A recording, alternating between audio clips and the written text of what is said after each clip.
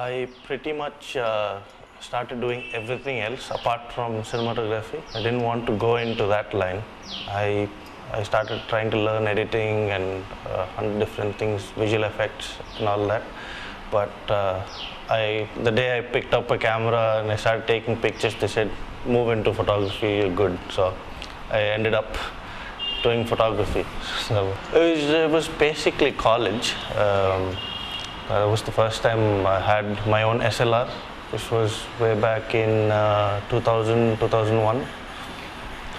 But I've been grown up with cameras, grown up into a film family. I mean, it's just that thing that you can frame something, you remove everything that's unwanted, and you can make a pretty picture. That is what moves me in photography. And then there is a pretty picture, pretty scene that has a light, that moment that you capture in action, or however it is that that's going to stay in your head. Even one single frame that's going to stay in your head for the rest of your life. That's what photography is. I have a visual communications degree, and I have another communications degree from MIT in the US. My mother was a big guiding force there. She always pushed me towards studies.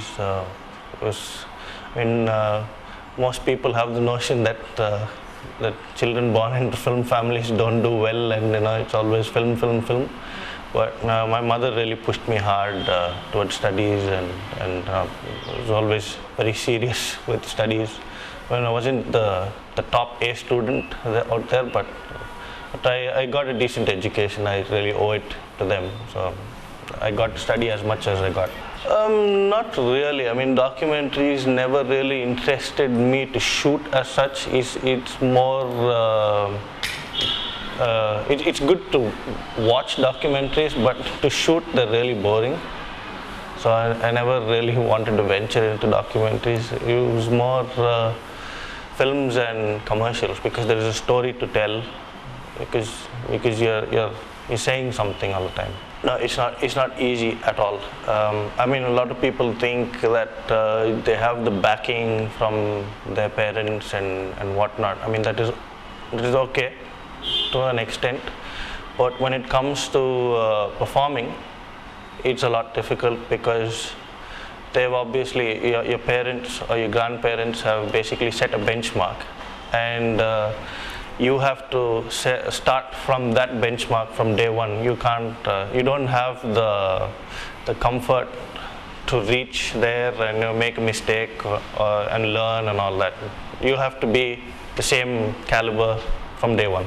The thing is, I ended up working a lot with my father and other people, and I really stopped myself from doing a lot of live work, and instead ended up working a lot more with assisting a lot more people for a longer time than what most people do, because I really wasn't sure of myself whether I was ready. But yeah, that all helped, because spending more time got me more comfortable, and more hands-on experience did it for me. Technically, there's everything on the web, but it's the small little nuances and the little things that you don't read from a textbook or from the internet is what you learn from the elders. We try not to discuss work, but it eventually does creep in at some point of time, but never any technical stuff. If there is something new to show my father, I call him to my office and show him, but apart from that, we try to keep work out as much as possible.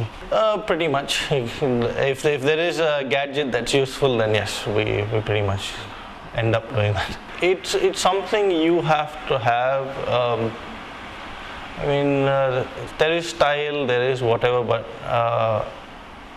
someone really finds his place and all of that by innovating himself, by believing in what is right. And that's how a brand or style is born.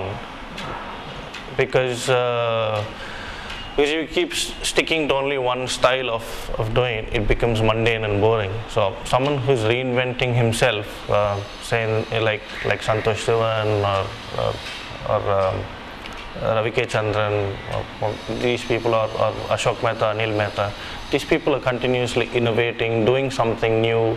The lighting changes, and the way they frame changes.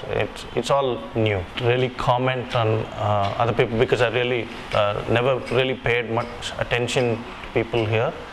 But the way I've done it is, I've only tried to stick to basics and say, okay, let's do it. Let's give a clean, good picture.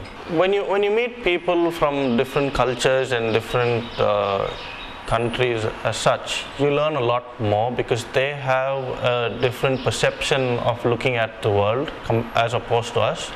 So I mean, there are similarities with India. India is not completely alien to them, because a few sentiments are very similar to India. I mean, for example, the Italians or the Greeks, they have very similar culture.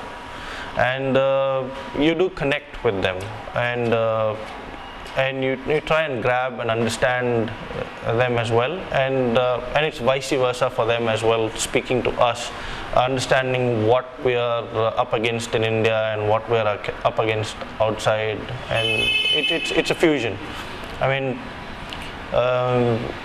traditionally our films are a lot more narrow-minded, but it's good that they're opening up, they're broadening. When you have a broad mind, you have more stories to tell, and your stories get interesting. When you're narrow-minded, it's one genre, it's always going in one single path.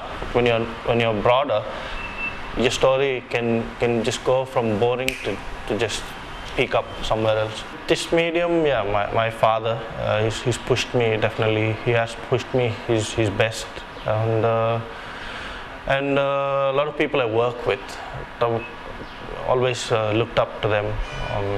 All the people I've been associated work. I mean, if there's something to be learned from somebody, yes, they've helped me.